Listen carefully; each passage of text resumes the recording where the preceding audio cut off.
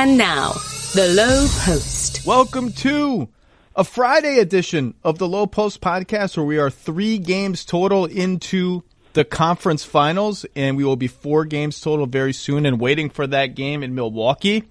And kind enough to take a little time out with us to talk all things lottery, offseason, conference finals. My friend Kevin Arnovitz, how are you doing? I'm well. How are you? I'm good. I'm going to see you back on the East Finals again next week. I enjoyed a few hours in Milwaukee the other night. Milwaukee becoming one of my favorite NBA cities with the new arena. It's so convenient. Milwaukee, the convenience factor is it might be the number 1 most convenient city. Yeah, user friendliness is a big criteria. You know, like Salt Lake, because everyone always laughs when I saying I like to go to Salt Lake. It's just user friendliness as a metric for like where do you want to be for 4 or 5 days, and they've made it very user friendly here in Milwaukee. Oh, even the airport is like 8 minutes from downtown. There's nobody ever at the airport. The last time I was in Milwaukee, flying out of Milwaukee, there were literally 0 people in the security line, and the guard was like waving, "Hey, come on down, sir. We're happy to have you. Come on." And I was like, "It's great." It's like flying in and out of the 7-Eleven. It's fantastic. It's wonderful. Well, you're going to be flying out of there soon, and you'll either fly out with the 2-0 series that looks like a Bucks stranglehold, or the Raptors will come up with something interesting tonight to reverse what felt like a pretty tough Game 1 loss. But we shall see. But the big event of the week was, of course, the New Orleans Pelicans winning the lottery after months of speculation of what the lottery would mean for the Anthony Davis sweepstakes, whether the Lakers would move up or the Knicks would move up or both or neither, or what are the Celtics going to do, blah, blah. Anthony Davis's team won the lottery. I think that's obviously a very interesting plot twist. What were your initial reactions? So now there's been an outpouring of coverage of, Griff is playing the why would he want to leave? There are rumblings of, I believe Jackie McMullen said, over Gail Benson's dead body, which is a little bit morose. Would they trade Anthony Davis to the Lakers after all the hard feelings of the last 6 months? What were some of your initial reactions to this crazy turn of events? Well, I was at least glad it was the Pelicans and the Grizzlies and not the Knicks and the Lakers, particularly the Lakers. So I was pleased for that. It's going to be really interesting, like, who are the true suitors? Like, we think there'll be these monster packages, but constructing packages for max talent is just really hard. You have all these moving variables.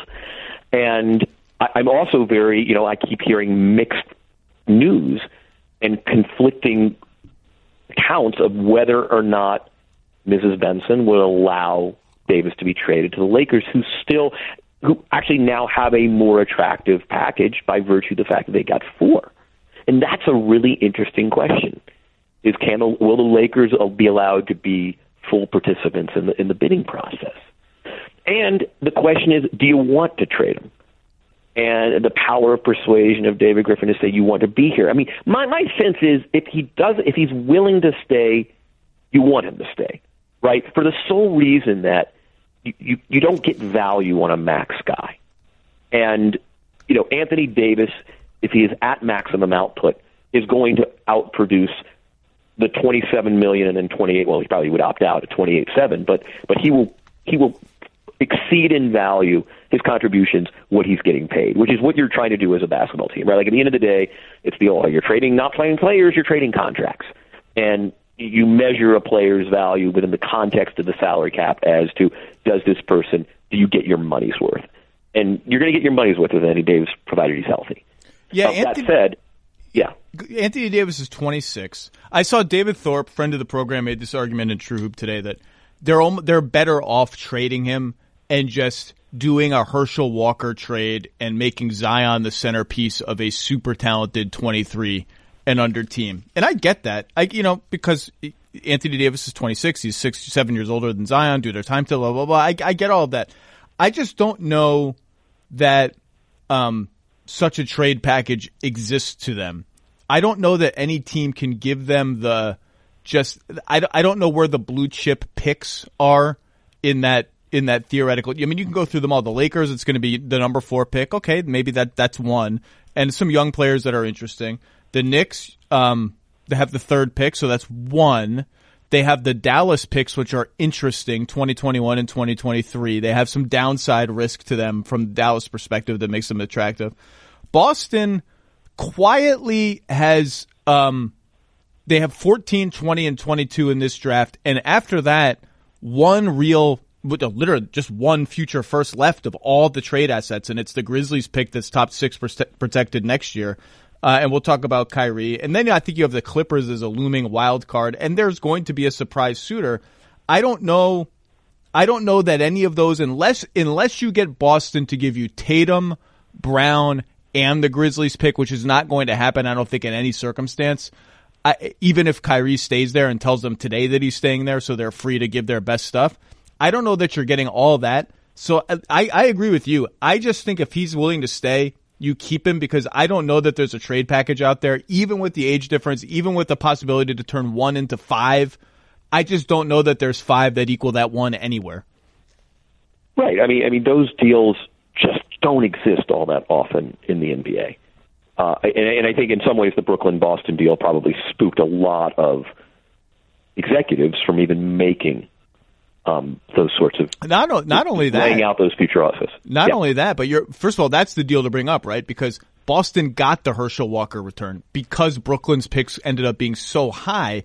I don't know that. I mean, it's so hard to engineer that kind of trade where you trade really good players to somebody's team and still get really good picks back. And I think that trade is such an outlier that sort of it's a very hard kind of trade to find. And one result of this lottery, everyone is, oh my God, no one's going to tank anymore because the lottery has become so unpredictable. These teams rise up from the middle. People are still going to tank. They're just going to tank in different ways. They're going to tank in the middle of the lottery as frankly, as we saw this year. The league knows that. But I think to your other point, one of the trickle-down effects of that lottery is teams are going to be much more careful about trading lottery picks. They're going to be much more careful about, okay, we need to get at least top 4 protection, top 10 protection, top 12, whatever it is. Like, we need to make sure we protect ourselves from the possibility that some innocuous looking pick we trade ends up being the number 2 pick in the draft. Yeah, I mean, that's what flattening does, again, which is why it's whack-a-mole. I mean, and I don't want to litigate why I think the draft lottery is dumb, again, which I've done on your show probably 5 times in the last 5 years. But yeah, I don't think these blockbuster deals will exist anymore. And I think the teams left holding the bag with an unhappy pending free agent, now apparently 2.5 years out of the official end of his deal, are just going to be screwed. And which is why that if David Griffin has the power of persuasion to keep Davis, who again is 26, not 28, I think you just do it. And I mean, the other thing is, let me ask you a totally crazy question. Yes. What if you just say, given everything we just said, given the fact that these deals don't exist, what if you just say to Anthony and Rich, and you just say, you know what, man, we're not dealing with you. You know, I mean, and if you want to forfeit a second consecutive prime year in your career, I mean, that's really on you. But we're not dealing you. Well, we think. I mean, it's complete fantasy, and I realize this. Although I'm just playing out the hypothetical. Is it though? I mean, what does Davis do? Well, but is it? I mean, David Griffin told me, a very giddy David Griffin told me in the ballroom of the lottery, we can be Oklahoma City with Paul George. Now, if there wasn't a pre-existing negativity and nastiness between the two sides, obviously, so they're not equivalent. But that's essentially what he's saying. He's like, hey, you know what? Maybe 20 games into playing with Zion and Drew Holiday, and, you know, both of those guys, Drew Holiday's still only like 27 or whatever he is. Drew Holiday's not old. Maybe AD's like, oh my God, this isn't terrible. And I think it goes beyond that, Zach, right? I mean, it's and I don't mean this as a slight on Dell Demps or anything else, but if you're David Griffin, you can also say, look, all the ways in which you've identified this organization is bereft in certain ways. You're not going to exist anymore. I want you to give me 6 months to a year, and you're going to watch the infrastructural improvements in this organization. You're going to watch that we're going to value the right things in a way that we haven't previously. And this is not going to be the rinky-dink bastard child of the Benson Saints empire any longer. And I mean, look, I mean, this is some highfalutin stuff, but I just think that he has the capacity to say to Davis in the camp that this is not your previous year Pelicans franchise anymore, and not forgetting the fact that we're getting this guy, and the excitement that's going to brew in the building and the city and everything else, and forgetting the fact that we will not find a better prime running mate in the backcourt than Drew. Who's 28, by the way? He's 28, not 27. I was wrong. Yeah, you're just. This is going to not resemble the franchise you know. Like we're getting a massive upgrade, culturally and infrastructurally and otherwise. And I think that's a compelling case potential. I mean, I don't know. I mean, if a guy wants to go, he wants to go. I mean, culture can't make anybody stay. Hey, look, I used to think it could. There's an argument to be made. Now, look, the Lakers can get a third guy and trade for Anthony Davis. So you maybe aren't just going with LeBron. Maybe you're going with LeBron and player X, whether it's Kemba Walker or Jimmy Butler, or they even get higher than that, which who knows. But there's a chance that at least for the near future, you're going with LeBron, who's 35, whatever he is, who's played by the middle of next season, will have played the third most minutes in the history of basketball, including playoffs. There's as great as LeBron is, there's an argument to be made. If they don't get a third guy that's a real stud, it might be more interesting 3 years from now to be on Zion Williamson's team than the Lakers with LeBron. I mean, it's not crazy. It's not a crazy out of the box argument for David Griffin to say, hey, look, flash forward 3 years, you're 30, 29, 30. Where do you want to be? You want to be with the young. You want to buy low or you want to buy high? Yeah, it's not a crazy argument. Now, so I was in Chicago for 3.5 days or whatever for the combine, and after the lottery, everybody I saw milling around the hotel where everyone's hanging out, I was sort of like, okay, so now we know the Lakers have 4, and they have Ingram, Kuzma, Hart, Ball, etc. The Lakers have 3. They have Smith, Knox. The Knicks have 3. They have Smith, Knox, Robinson. Who am I forgetting? Ntilikina. The Celtics have 14, 20, and 22, I think. And the Memphis pick. The Memphis pick. And all the young players that we know and probably saw their trade value take a 10% hit this season. I said, and the Knicks have the Dallas picks. And I said, who has the best package? Now, in my lottery write-up, my knee-jerk not knee-jerk because this is what I do for a living. I think about this all the time. But my initial reaction was I think the Lakers have the edge moving up to 4. I think Lakers plus their young players plus future Lakers picks and that 4th pick beats the Knicks with 3 and their young players and even with the Dallas picks. And I said that because there's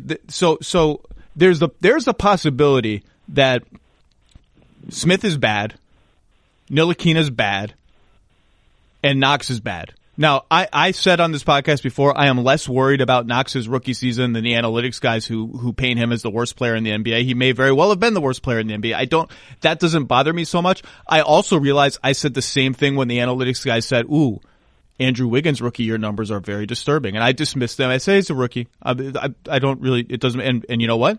They were right to say, okay, red flag right off the bat. So there's a chance. I don't know what the outcome is for all these players, but there is a chance that all 3 of those guys are bad. Just bad.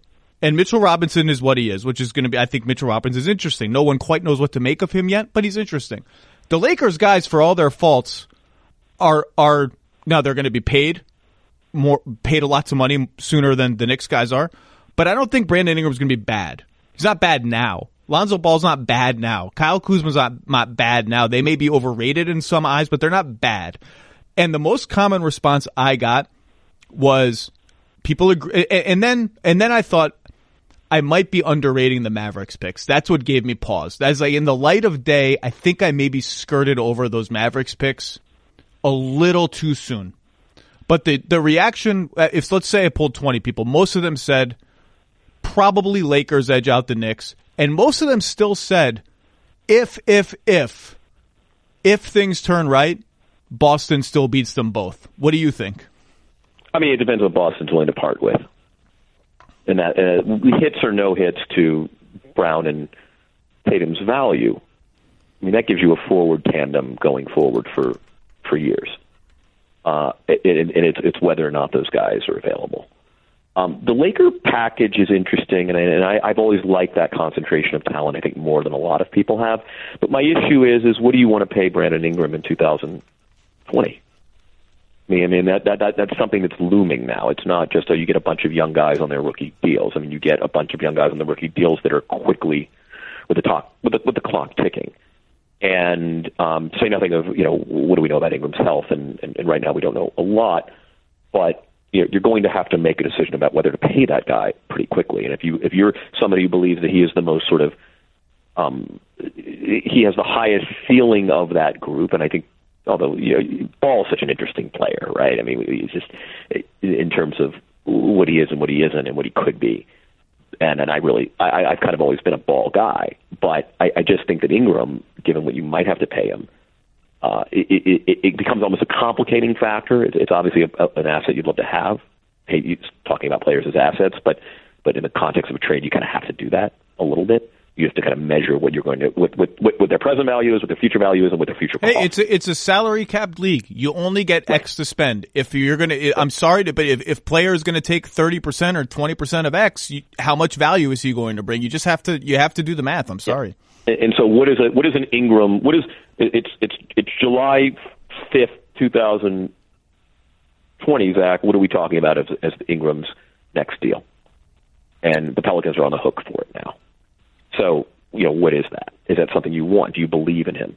Now, the flip side is the Knicks guys come later and may come cheaper, but if they come cheaper, it's going to be because they're not good, and that's not a good deal. And I'm right now looking at Robinson and Barrett. I mean, what we're talking about is RJ Barrett. Yeah, right? you're talking about three. And how do you approximate that player's value? That's who you're getting, and you're getting a really nice five who could be a real defensive stopper for you, and just. It seems like he puts forward kind of the work and the energy to be at the facility every day, and he's going to be a positive member of a young core. But we're talking about Barrett as being sort of the ceiling piece there. And that gets into so it's funny how these drafts, like it was a 2-player draft, now it's like a 3-player draft. Soon it's going to be a 6-player draft. They always become the number of players that are in the draft always changes.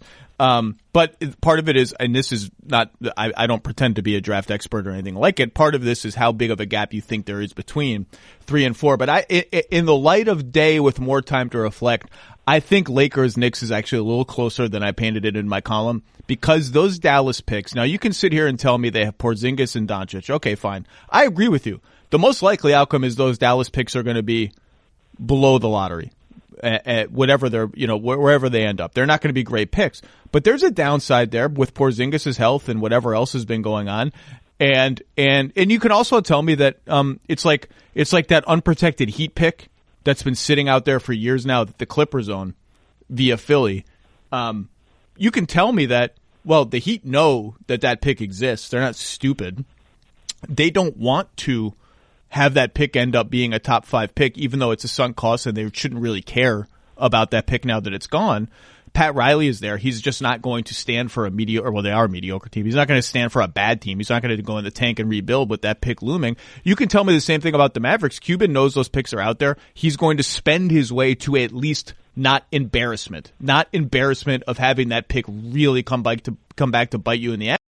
Maybe, I don't know, but I think I skirted over. I think those picks are more valuable than I gave them credit for initially. Now let's go to Boston, because that is the interesting one, and in the offseason, and it really begins more than anyone else with Kyrie Irving. If Kyrie Irving isn't coming back, and I think the Celtics' confidence has been shaken over what happened against Milwaukee.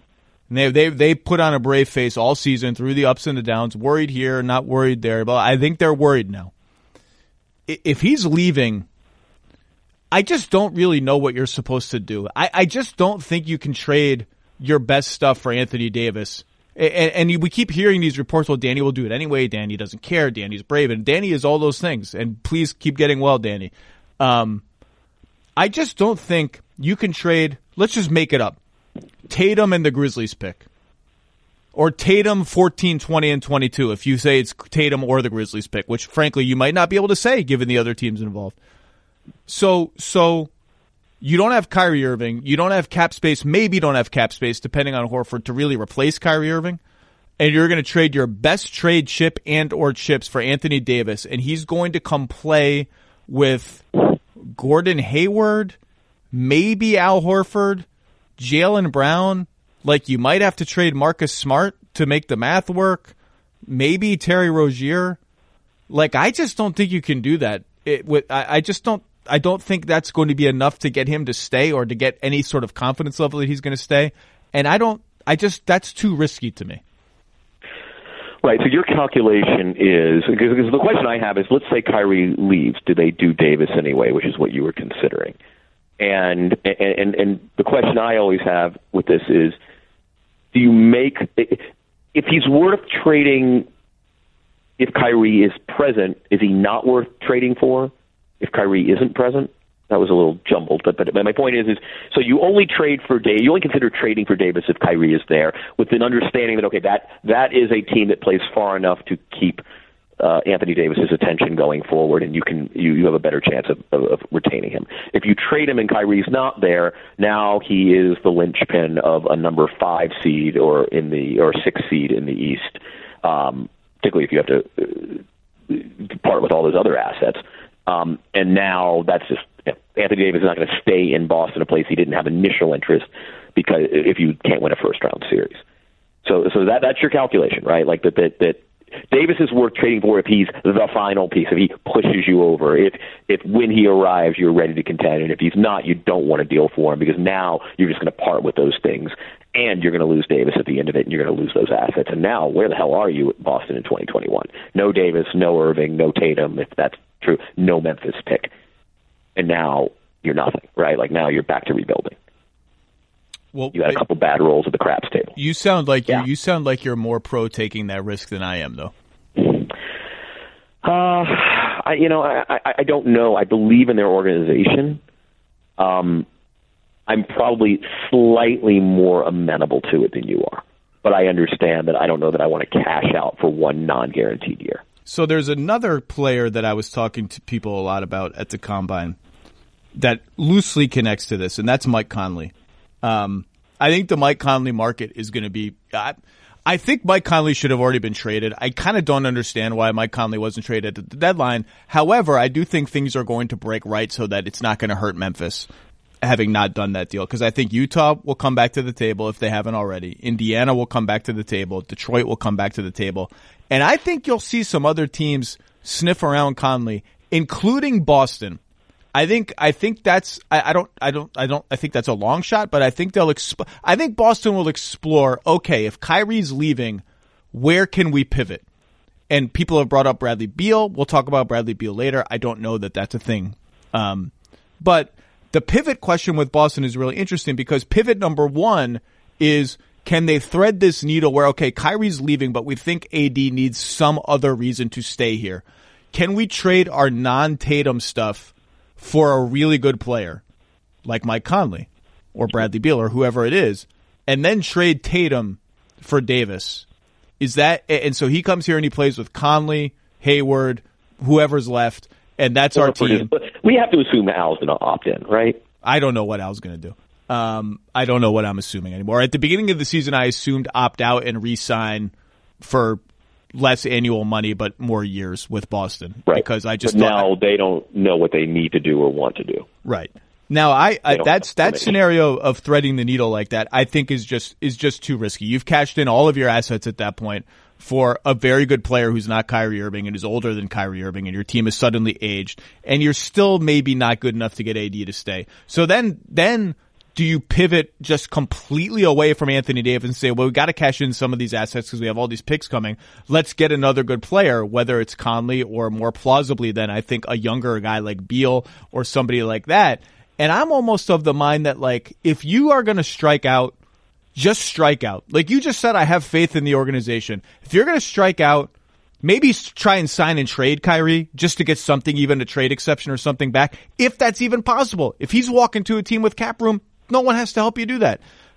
But I just think rather than sort of pivot in a way that just sort of adds like a very good player who maybe doesn't fit the timeline of the team, if you have faith in the organization, like you just said, I kind of think if you're going to strike out, keep all the stuff and try to build the team in a new way going forward. And will you have regrets?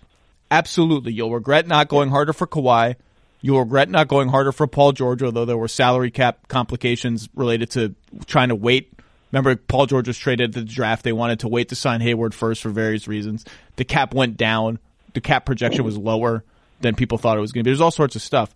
But you will have missed out on some opportunities, but I think that's still better than kind of flailing around a little bit. And by the way, speaking of the missed opportunities, hey, look, everyone killed Danny for holding on to his assets for Butler, for George, and for Kawhi. Butler, I don't really regret if I'm the Celtics. George, I kind of regret a little bit, but there were complicating factors. Kawhi, you might really regret, but let's see what happens with Toronto. Is he going to stay there? Could you have won him over? And they did. Irving was the guy they cashed in their assets for. And when that happened, all the people who were slamming Danny were like, oh, wow. Now he's really pulled a rabbit out of a hat. This is what he was waiting for, and he still has some left over for Anthony Davis. And it blew up. It may have blown up. And if it has, you have some regrets, but I don't know that you can you can go retroactively through everything and say, well, this is a mistake. It's a very complicated. It's very hard to make these decisions. Yeah, I mean, the template here, and it's not perfect, but I do have faith in quicker rebuilds on the fly, and I think the Danny Ferry, 2013 Hawks was interesting, right? Because, that looked like a teardown, and they were able to maintain competitiveness and really build something pretty good. Now, ultimately, they probably didn't. Down the road, they didn't rebuild again fast enough. But that there are. I think there's enough there that the strikeout could rebound in a fairly timely manner. And when you also ask, okay, well, what's the alternative? I mean, are you going to contend next year anyway? It's really convoluted. I mean, that is because I'd forgotten about Horford. You don't know what that guy wants to do. You don't know the variables that will determine that decision on his part or your part. What do you even want him to do? Right? Because can you be a team? Let me ask you a question. What does their cap space situation look like if, let's say, Al opts out entirely and you lose Kyrie? What does that situation look like? That's the only scenario where you have some flexibility to sign another player. So that prompts the question, Zach. If you're Boston, is that what you want? Yeah, if you're going to lose Kyrie.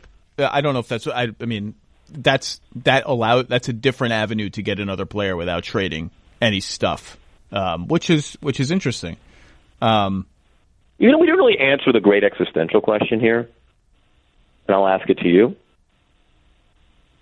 Okay. Do you want Kyrie? Do you want him to stay? Well, I think if you pulled every coach and every front office person and every scout and every whatever in the whole Celtics organization, you would get a whole lot of different answers. I have gotten so many different answers, which is why I ask. I think you want him to stay for this reason and this reason only. He gets you Anthony Davis, and he gets Anthony Davis to sign eventually a long-term deal. That's the more important than anything Kyrie brings to the table is that. Do we know that for certain?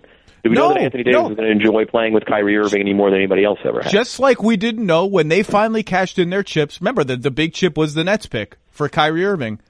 After years of everyone making fun of Danny Ainge for not getting any of these other guys. And remember, part of the reason people liked that he cashed in for Kyrie was it was a guy you had 2 years with, not just one. So there was more of a runway, more time to win him over, more time to show how he fit in, blah, blah, blah, blah, blah. Everyone assumed that would go great. Everyone assumed, okay, Kyrie Irving's a Celtic now.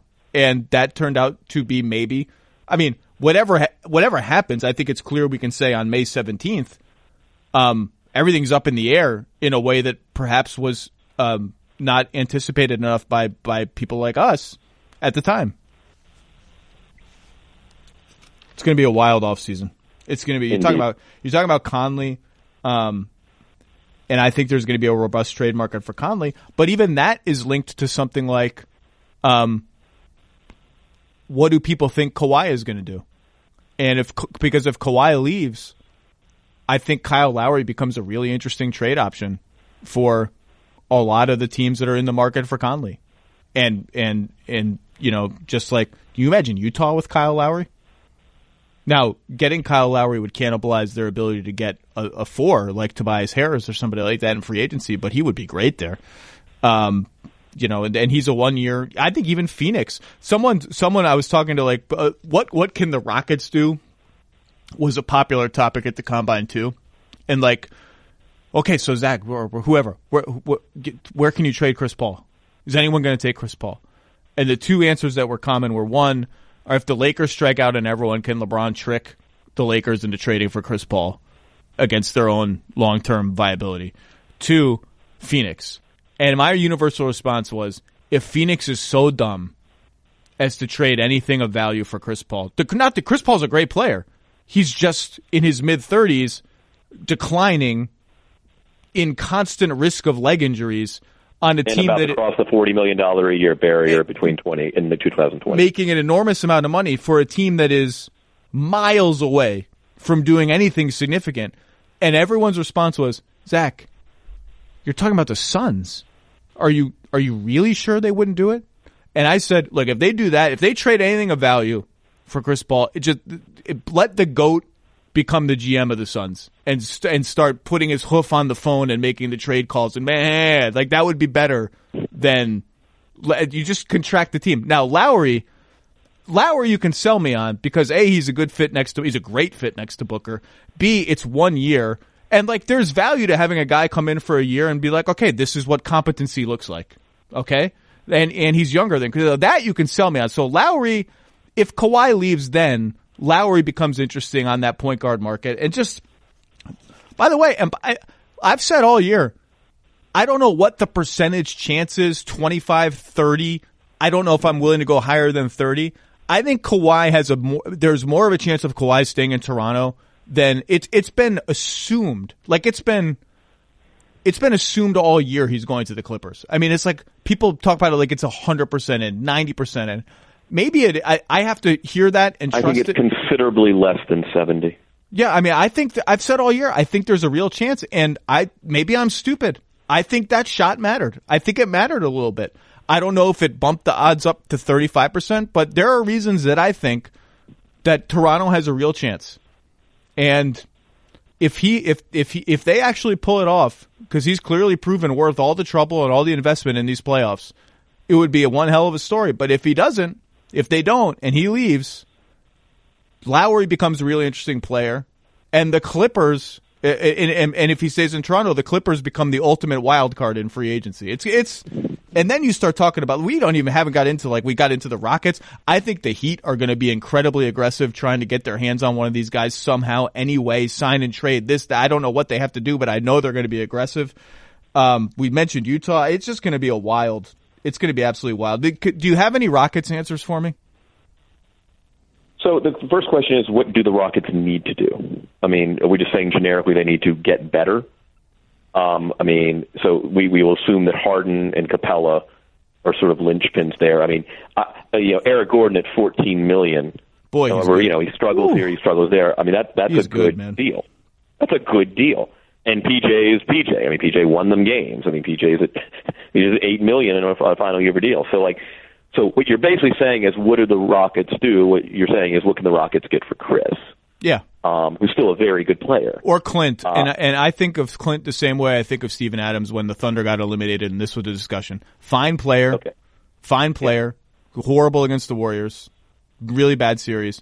Really good player. I just don't know that any center. Well, this is what we've talked about. The center is a mercenary position. Yeah. I just don't think they have trade. I was talking about this with someone, with an executive the other day over a meal. And it's this. That I think teams are going to come to the conclusion, many teams already have, that center is not where you spend your money. You can always find something in someone, especially in a league where there is a high probability that guy will not be on the floor for the 5 most crucial possessions of your season. And it is a mercenary position. I mean, and I think the farther the Bucks go, like the more proof is, find me that at $3.4 million. Brook Lopez, who is going to make considerably more money next season, without question. However, that it's a mercenary position. You just aren't going to spend 20% of your cap on a guy who is not who's a very good center. It's a mercenary position, and you should employ mercenaries to do the work.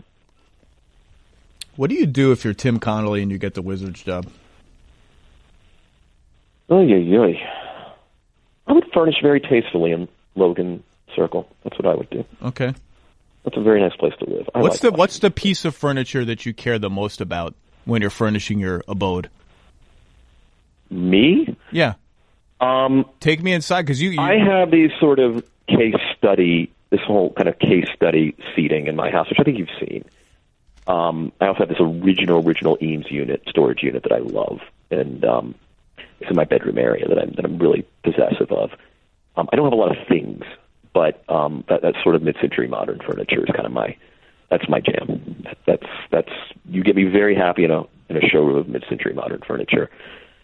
Kind of Koning sort of case study housey type stuff, and that's where I live. The only only piece of furniture that I ever really cared about was when we moved in. When my wife and I when we moved into our first adult apartment. We went couch shopping, and to my utter surprise, I was super into the couch shopping. I cared so much about the couch. What color is it? And we had some parameters, like it had to be a pull-out because we have guests all the time, and so that like a lot of the sleek modern couches obviously aren't pull-outs because pull-outs are like they're like boats basically.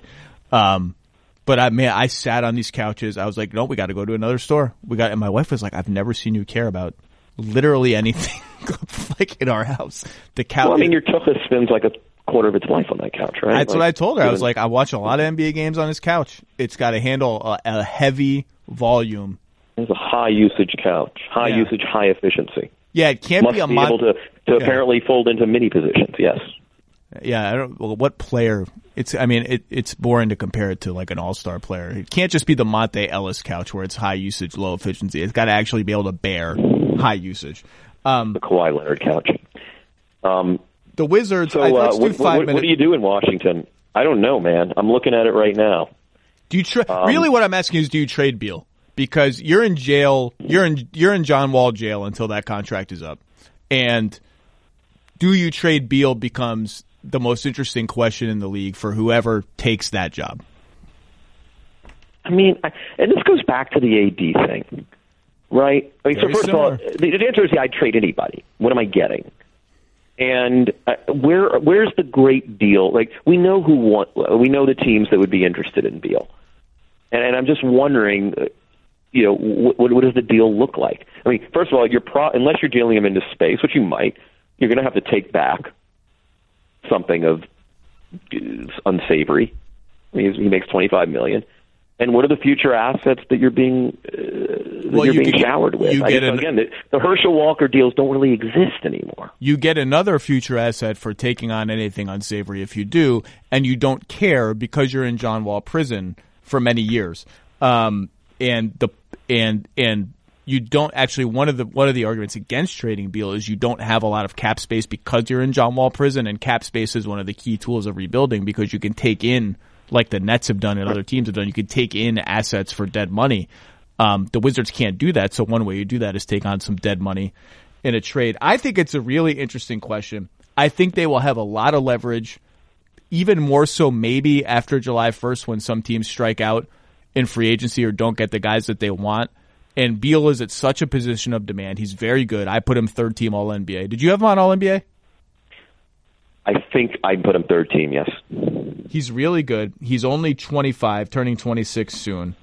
I don't give up. Again, he's too young. Again, I think this is a different question if Bradley Beal's 28 or 29. But I'm with you. You've got these 2 extra seasons. He's under. I mean, like, I'm comfortable.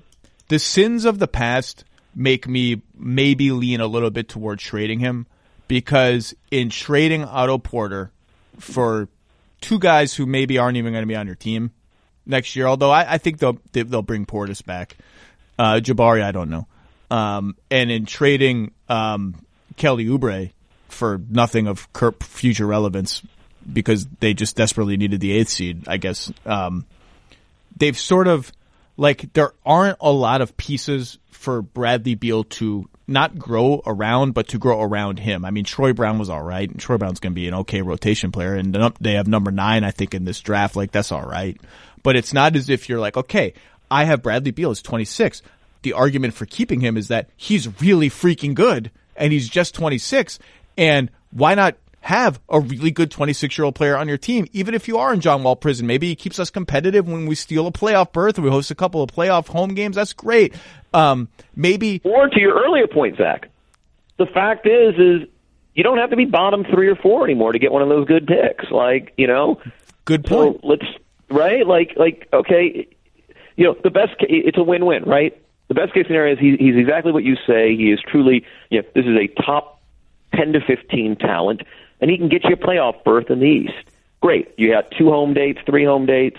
Maybe you surprise someone. That's fantastic. You keep interest in the market up.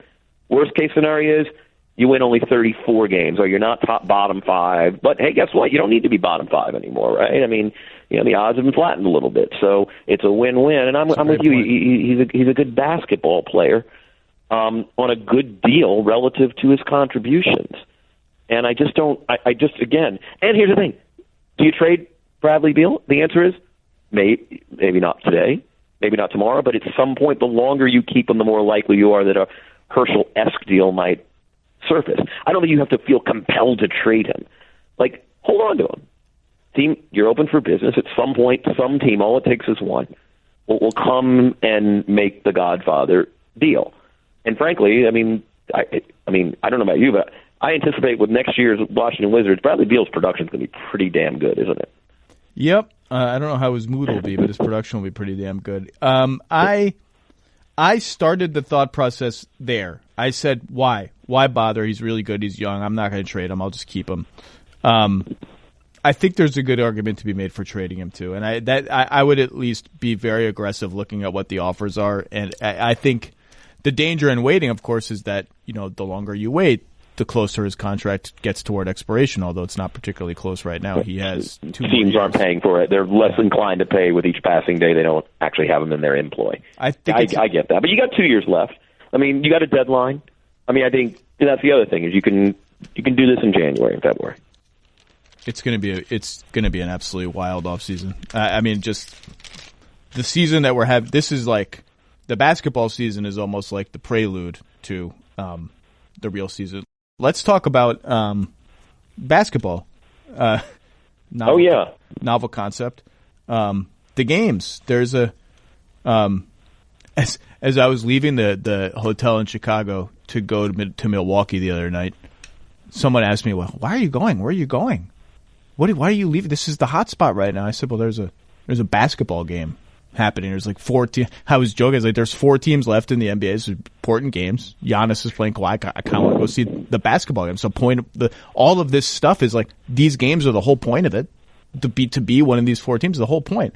You're going to go to game 2 tonight. So we'll save Eastern Conference Finals talk for next week. The Western Conference Finals is 2-0 Warriors after a stirring, and yet it's like the sitcom that has gone to the same plot device too many times. Comeback, like, okay, the Warriors fell behind by a lot. Rousing third quarter run, some clutch plays, great Draymond Green defense, and Andre Iguodala strip. They win. Yay, hurrah, hurrah. Everyone's bored by this. I mean, they do it with style and panache. You got to give them that. I think every time I watch the Warriors, well, okay, let's zoom out. What do you make of this? Tommy Beer tweeted this, and it's true. We fact checked it. Not that he needs fact checking. They're 29-1 in their last 30 games with Steph and without KD. And our stats and info group went further. Since they signed KD, they're 32-4 in that scenario. What do I make of it? It's just a continuation of what we knew in 2015-16. But Andre's older. Harrison Barnes is gone. Andrew Bogut is mummified.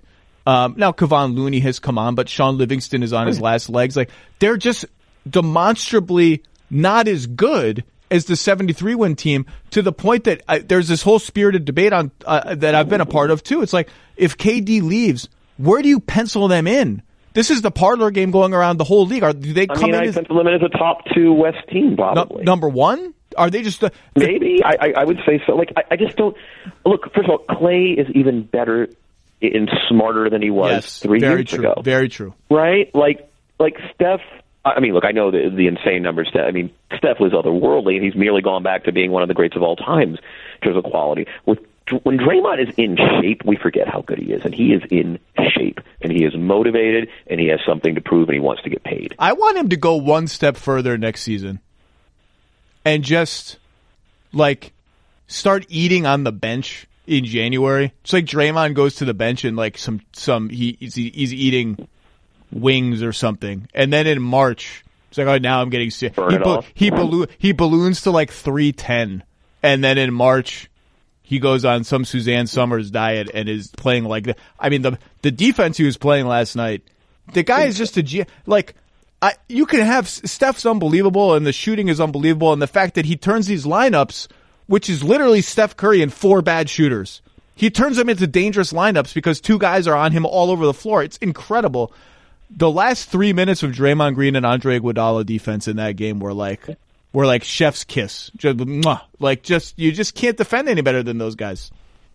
No, and that's why I just feel like I'm not saying that I'm not a little surprised, but I just don't. It's not as if we don't have evidence of this, and I know they're a little older.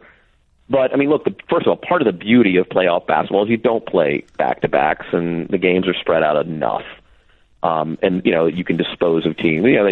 They got a few days off between the Houston series and this one. They'll have a few more. Like it is more forgiving in some ways of Iguodala and whoever else has gotten older. But I just think this is an exceptional team. They were truly the most exceptional team in history less than 3 years ago with this core.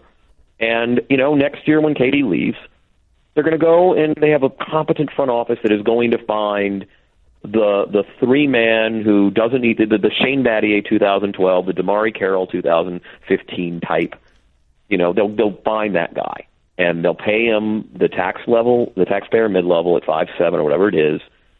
And that person will miraculously, because 17 guys are chasing Steph Curry around a curl, and there's Klay Thompson over there, and Draymond can find anybody anywhere, blindfolded. And that guy's going to somehow be like, you know what it's going to look like? It's going to look like Shane Battier 2012. It'll look like DeMarre Carroll 2015. That's what it'll look like. Speaking of Draymond could find everybody, you said Klay's over there.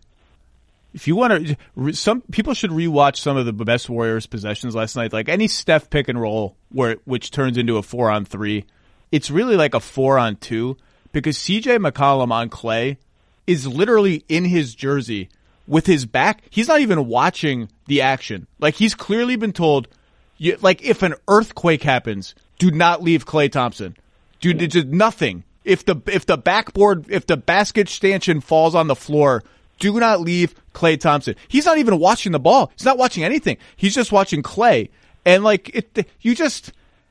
there's face guarding, and then there's literally just there's obsessing to a degree that is unhealthy. That's what they're doing with Klay. It's really unbelievable the attention that he gets paid. Because basically now you have 2 guys behind the play, a third guy who can't help. Can't move. Because the imperative is not to. And so it's just you run out of defenders. And I love watching this team without Durant on the floor. I mean, I'm not trying to pile on or anything. No. I'm always been about the aesthetics anyway. I don't really care about wins and losses. Like I'm a dork, and for me, it's all theater, and in terms of just for the choreography, and I just miss that old Warriors basketball. It's where I kind of truly fell in love with the schematics of this era, and it's great to see again. I mean, those 4-on-3 possessions in the half court, like half court basketball is not supposed to be that much fun. It's really fun. And they're not better without Durant because it's not possible to be. And so what you're seeing is, I think, so they're winning without Durant. They're great without Durant. They're just sort of less. They have less tools in the toolbox now. They don't need that tool really to beat any of these teams yet. They might need it against Milwaukee or Toronto. But there are some trickle down effects on having Durant. Like, you can switch more against them, and we'll talk about the utility of that in a second. You can play Seth Curry, Damian Lillard, and CJ McCollum all together and not worry about, oh my God. That's the one thing, right? That's the thing that not having Durant affords the other team, is you can get away with lesser size. And that's really, to me, when you measure all of the Durant stuff, that to me is like the fact that he could put a lineup on the floor where Harkless was the big, essentially, nominally, theoretically, crazily, and only get slightly maimed instead of being completely embarrassed, right? Like that to me is the Durant.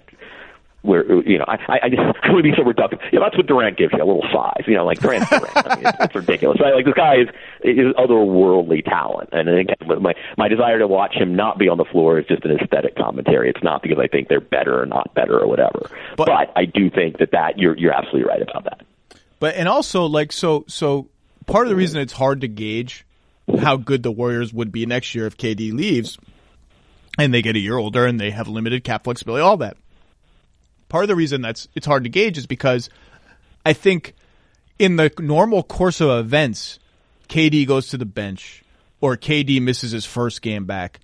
I think they have to get back in the groove. They can't get in the groove that quickly of like, oh, this is how we used to play. Because when he's on the bench, they don't have all their best players on the floor. And then, game one, they're kind of feeling it out. Like they have to, and they've done it against Portland and they did it against Houston. They have to make that aesthetically pleasing style that you just talked about work. They have to cut with ferocity. They have to screen and slip screens at like full blast. They have to make the reads early, not on time even, not late for sure. And I think it takes them like a couple of games to rediscover like, oh, this is just how like vigorously we need to play to make sure all of these little feints and slips and screens and cuts that we're doing to make up for the fact that we don't have a guy that we can just dump the ball 15 feet from the rim. You can dump the ball to Steph. You just dump it to him at 30 feet from the rim. He's a great isolation player. He's actually hurting the Blazers in isolation, just different kind of style.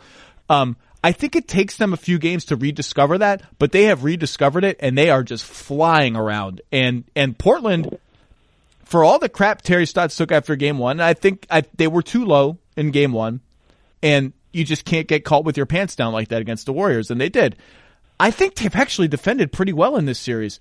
They're switching a lot, and for the most part handling the switches pretty well. When the Warriors slip out super early, like Draymond is a genius at that, to try to beat the switch, they're generally kind of doing that. They're tracking Klay really well. Like, Klay will come off a screen on one side, then a screen on the other side, and they'll switch again. And like, it's really hard. And you're going to screw up a lot because they put you through so much stuff. I actually think Portland's done a pretty nice job defensively. They're just really hard to guard. Yeah, I thought they did a nice job on Thursday night too. I mean, they were up to touch. Again, they split the difference a little bit, and it worked. But yeah, they're a more versatile defensive team than I've given them credit for. And given again how much size they gave up last night or Thursday night, I don't know when you're listening to this, listener. I was super impressed. That is not a collection of personnel you think of as having, super defenders. It's just not a roster that you go, there's anybody on that right now active that you just think other than Aminu. There was this play where Klay ran around one screen on the left side of the floor. Rodney Hood, who's done a nice job in this series, was on him. Rodney got through the screen. Klay runs around baseline, gets a second screen all the way on the other side of the floor in the corner, like a really weird place to get a screen, like all the way out there from Livingston. Hood gets around that screen. CJ McCollum's on Livingston. He panics a little bit, and they jump Klay, both of them. Klay immediately, he's great at these little short distance, like dropping a water balloon kind of pass, just hits Livingston.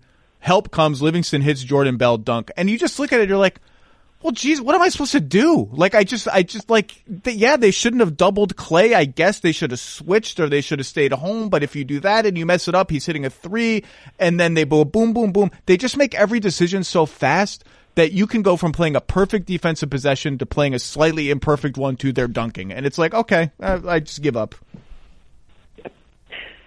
They're fun again. And I don't know what you're supposed to do. And this is the genius of them, right? Like, so the Clippers in the first round, they just didn't guard Draymond and Looney at all, or Iguodala, any of these. We're just not guarding you. like to a degree that I think was even unusual. We're just not guarding you.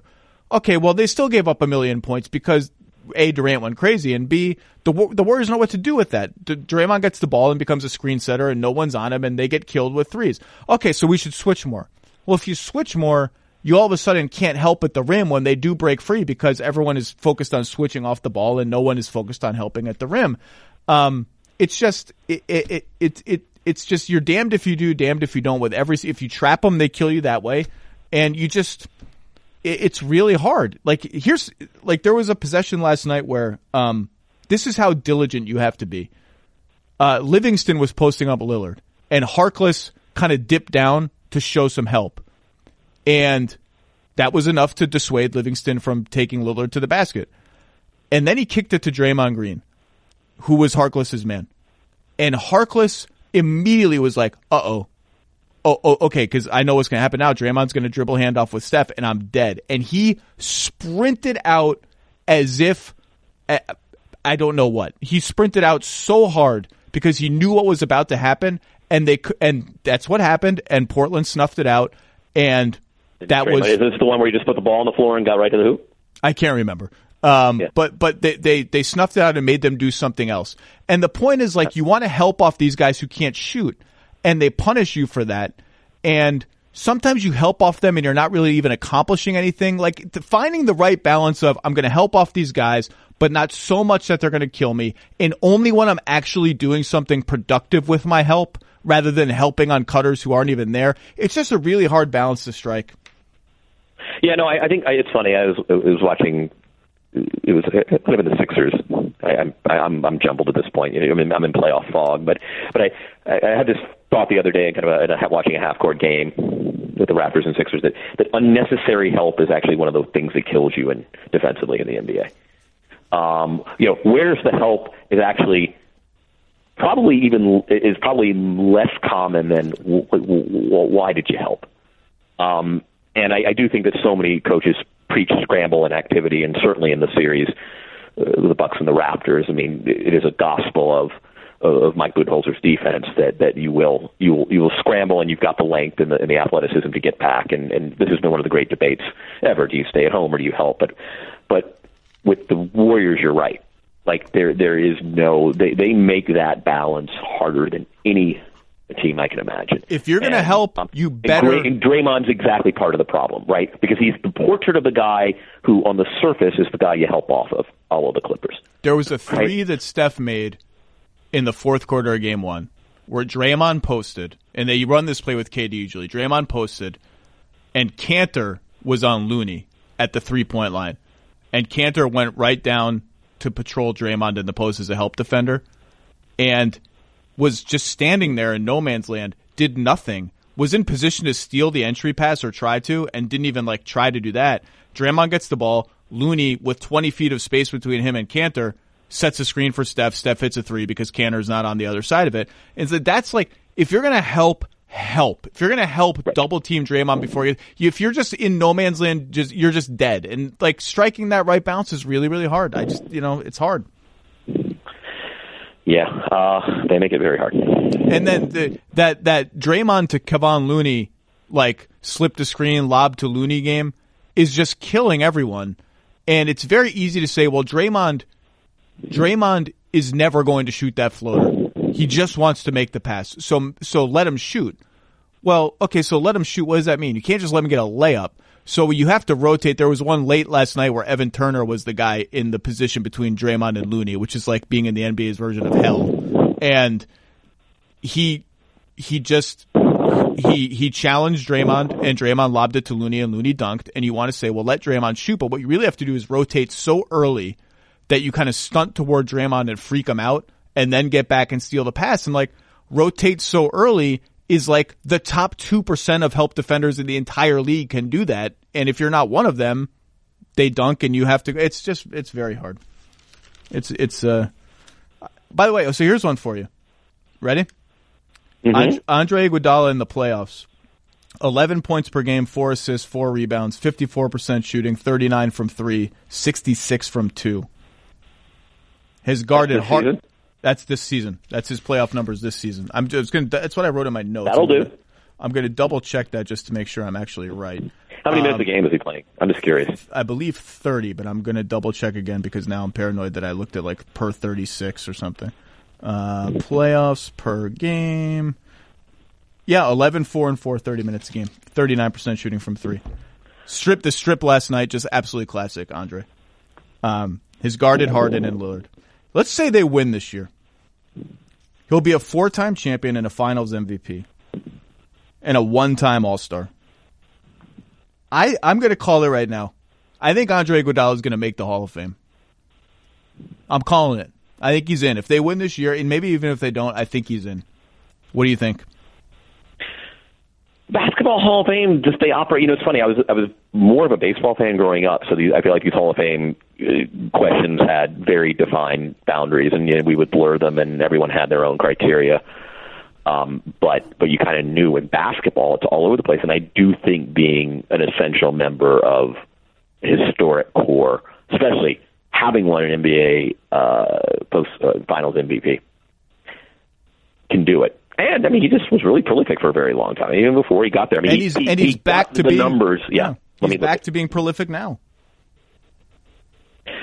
But he was we forget he was a guy who was 20 a game, 18 a game, 19 a game, 17. During prime, so he accumulated enough of those sort of raw numbers, so that when it came time for him to be the quote contributor, role player on an essential team, that's not merely. He did the man thing, right? He did the 40 minutes a night, team leading score thing for a pretty long time, and was by the way was hated in Philadelphia during that time. Dre's a peculiar guy by his own admission. If I had a vote, sure. I think he's. Sure, I'm looking at the full compliment here. Yeah. The Finals MVP, I would have voted for Steph. I've said that before. I think the subtext of this entire conversation is, and I had a big argument with Max Kellerman earlier in the season, I think Steph remains underrated, even present day in terms of where he ranks in play. I think he's underrated. I think he's closer to the best player in the league than he is to like the fourth best player in the league, and I've said that many times. But I think Andre's going to get in. I think so the Finals MVP to me makes up, I think it's robbery that he never won Sixth Man of the Year. Absolute robbery. But if you look at all the one-time All-Stars that are in the Hall of Fame, most of them are in as coaches or international players, like one or fewer All-Stars, frankly. Then you have some of the Celtics guys from the 50s and 60s, like Satch Sanders and Casey Jones, who's in as a coach and a player. Calvin Murphy's a one-time All-Star. You know who's a one-time All-Star that's in the Hall of Fame? Bill Bradley. I thought he made more All-Star teams. He only made the All-Star team one time? I thought so, too. He made one, according to... I'll double-check again. So there is some precedent for it, although it's incredibly rare for someone to get in with just one All-Star appearance. But I think Andre's getting in, particularly if they win this year. And in the playoffs, a big reason they've had their hiccups, right? Houston took them 6. Clippers, that was like a weird series for a hot second. A big reason they are now 2 wins away from another Finals is that Andre has turned back the clock and this is as well as he's played since like his first couple of seasons with the Warriors. It's been ridiculous. Yeah, these are some nice playoff numbers. Awesome. These are really nice playoff numbers. And his defense, he's guarding Lillard down the stretch of these games, if not at the beginning of them. And he's guarded Harden. He became the de facto option on Harden and is playing a huge amount of minutes. I'm not going to count Portland out. I don't think they're going to get both of these games at home. I do think it's time to change the starting lineup. They're getting smoked with Aminu and Harkless on the floor, and the floor is just one more shooter makes such a difference for them. The help rotations are a little longer. The passes are a little easier to see. I just don't think they can roll out that starting 5 for one more game in this series, whether it's Hood or Seth Curry or something. They need another shooter in the starting 5. I would bet money if I were a betting man, and I am not anymore. I would bet money that Terry Stotts makes the lineup change in Game 3. Yeah, and I think Hood's the guy. That would be because I think defensively on the wing, I like it. Hood's not. He's not the structuralist. He's not. he's relatively new to this team. I don't know that he's a natural fit in some of those schemes, but there are enough attributes there in terms of size of the guard, defending the three position. Obviously, he can shoot, and it gives them another. It gives them an isolation score that Harkless and Aminu just aren't. I mean, it's just really hard to play with a forward tandem. I've been a fan of the Harkless Aminu. I've always the tandem in this team, in this core, but I just feel like he can manufacture stuff that they can't. Well, and like I was in my notes as I'm watching last night's game, and they're just, they're using Canner as a screener as they do, and the Warriors are leaving Aminu and Harkless completely wide open. Yeah. There's no way to get to the rim. There's no way to do anything. Canner's not going to make enough floaters and passes and whatever to make that work. And I'm like, well, maybe I wrote in my notes, maybe they should try Harkless or Aminu as a screener. And they did try that in the second half, and it's just it's the same problem. Then there's Canner and whoever's not in the screening action. And now beyond that, like when these possessions you're talking about break down, like Aminu can't work off the dribble. It's just not what he does. Harkless can do it a little better, but it's not what he does. Like, to me, I mean, it's even, I'm not even talking first option in the compromises that those guys present because they don't need to be guarded as shooters. Like, I'm talking about the ball lands in their hands with 6 seconds left on the shot clock. And if it's I've always been I came very close to voting for him all defense a couple of years ago. Like, I'm an appreciator of Al-Farouq Aminu and how he affects winning, particularly defensively. But at the end of the day, like, he can't create. He's one of the least creative sort of 3-4s, as many other wonderful things as he does on the floor. And in a lot of series, he's indispensable. But it is a problem. And Hood can at least give you some shot creation because you end up in these sort of fire drill emergency situations so often against the Warriors. The only benefit of not using Canner as your screener, of using someone else they're not guarding, is that it keeps Canner in position to get offensive rebounds. But even that works better when you have another shooter on the floor. And I think they will play that way. Well, see, I think actually he's better off as an offensive rebounder when he, when there's a screen, when he is the screener, because often they'll switch. He ends up with a small. True. Or there's just, he just rumbles. To me, Canner's actually, if the plan is he can save 7 possessions a game for us tonight, 6, 7, I'd almost keep him as a screener, let him switch. Now Canner's got the guard on him, and now he can play that a little bit. It's tough. I mean, I love what Portland's done. They've been a great story. I don't envy them at all. I mean, it's an impossible situation. You're playing the Warriors at peak confidence. I think they get one at home, and we have the proverbial gentleman's sweep in Oracle in whenever Game 5 is. Who is snap prediction? Who's winning tonight in Milwaukee? Milwaukee. I think so too. I think this goes 2-0 going to Toronto, and then it's gut check time for the Drakes, and I will be there in Toronto, and if necessary in Milwaukee next week, so we will break bread perhaps then. But Kevin Arnovitz, it's always wonderful to have you on. Go get psyched for what is going to be a raucous Game 2 at the Fiserv Forum. Oh my God! By the way, the scene outside that arena it's Jurassic Park times 3. There are so many people there. Beers, like what is it? It's like we need a name for it. Yeah, does it have a name yet? Like, where's a place where like deers sort of do their I don't know, deer things. Yeah, it can't be a corporate name, although Jurassic Park, I guess, is a corporate name in its own way, but that organically flows a little bit. That's pretty organic. I mean, we need to find a good name for contemporary life. It's relatively organic, yeah. Man, Milwaukee's going to be the capital of Eastern Conference basketball if Giannis stays there. So enjoy the game tonight. I also think the Bucks will win, and I will see you soon north of the border in my beloved Toronto. Thank you, sir. Talk to you soon.